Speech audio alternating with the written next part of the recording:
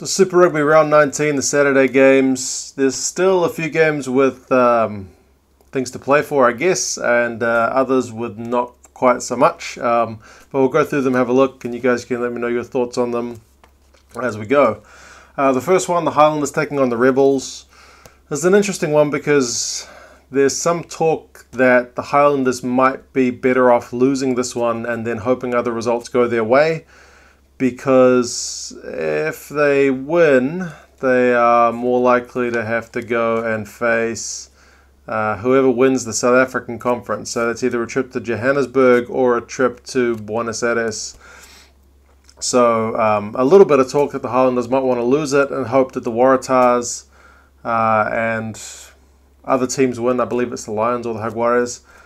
So that way they would have to go to Sydney instead, which in terms of travel is not as much pain.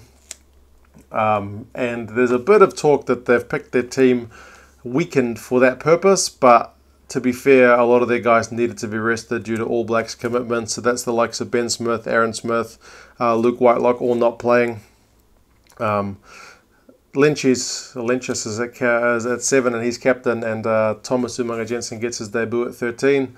So realistically, the Highlanders are still pretty hard to beat at home. I can't imagine they're going to throw a game for anybody. For the Rebels, absolutely need to win to guarantee their playoff spot. Could make all the rest of, the Brumbies and the Sharks games kind of irrelevant if they can get a win. But they've got no Coleman, no Dan Hilepedi, and no Guinea. So 3 of their big wallabies are not available. So it's going to be hard. It'll just be interesting to see who's more fired up for this one.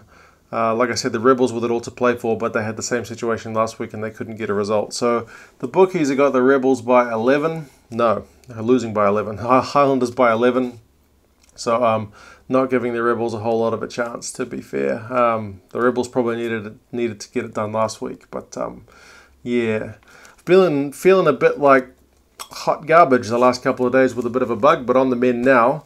But speaking of hot garbage, the Blues go to Christchurch to take on the Crusaders. This game has absolutely no effect on the table whatsoever. I think it's the only game of these ones which has no possible result where, the Blues can probably jump a team above them. But the Crusaders are still going to be top of the log no matter what happens here. They beat the Blues 32-24 at Eden Park earlier in the season. They've got no Moody, no Franks, no Taylor, no Barrett.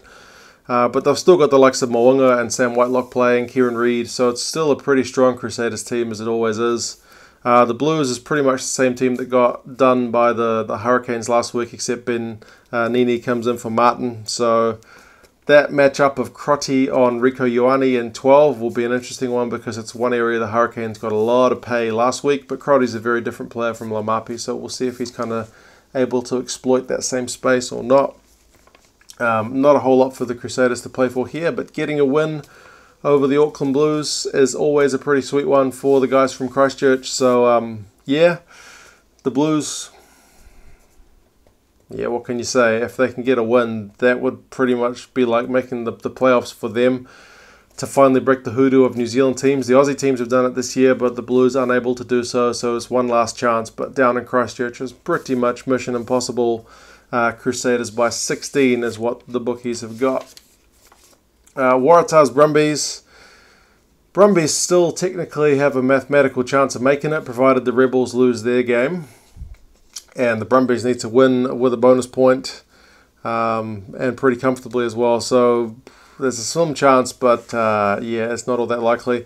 Waratahs are not going to make it easy though, because they've named an unchanged lineup from the team which did over the Sunwolves.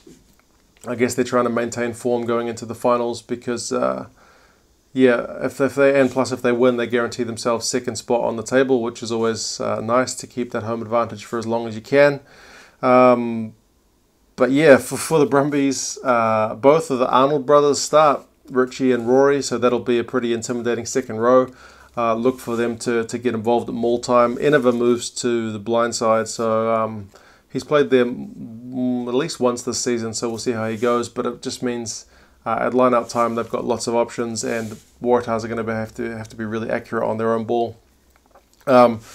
Similar to the Blues going to Christchurch, the Brumbies getting a win over the Waratahs is always a pretty sweet one for them to savour, and that may be all they're playing for here. But yeah, the Waratahs have still got enough to play for to make this one interesting. Bookies are saying Waratahs by 6. So comfortable-ish kind of favourites for that one. Next one, Lions-Bulls. So it's another... Got a few good rivalries here. Crusaders, Blues, Waratahs, Brumbies, Lions, Bulls. These are all pretty good rivalries. The Lions are pretty desperate for a win because they want to try and leapfrog the Waratahs if they somehow drop points, and also stay ahead of the Jaguares, who could potentially leapfrog them. And plus, it's the Bulls, so there's plenty to play for. The Bulls did them a favour last week by winning. But they'll want the Bulls to do them a favour this week by losing. It's a pretty strong-looking Lions team. You got Marks, Whiteley, and Skosan, 3 guys who have been out for much of the season are all playing, so that's good news. For the Bulls, it's less good news with no Pollard. So Libbock's at 10. Papia's back to the bench, so Van Zyl gets a start at 9, and there's a few new faces on the bench as well. So we'll see how this kind of changed Bulls lineup goes. Bookies aren't giving them much chance, though. They're saying Lions by 12 points. Yeah, so picking it to be pretty comfortable from the men from Joburg.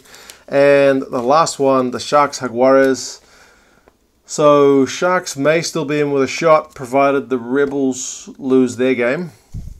And the Sharks need to get a win. So this has probably got the most to play for in terms of like both sides having something real to play for, provided other results go their way. So if the Rebels lose and the Lions lose, then both of these teams have got real incentive to win.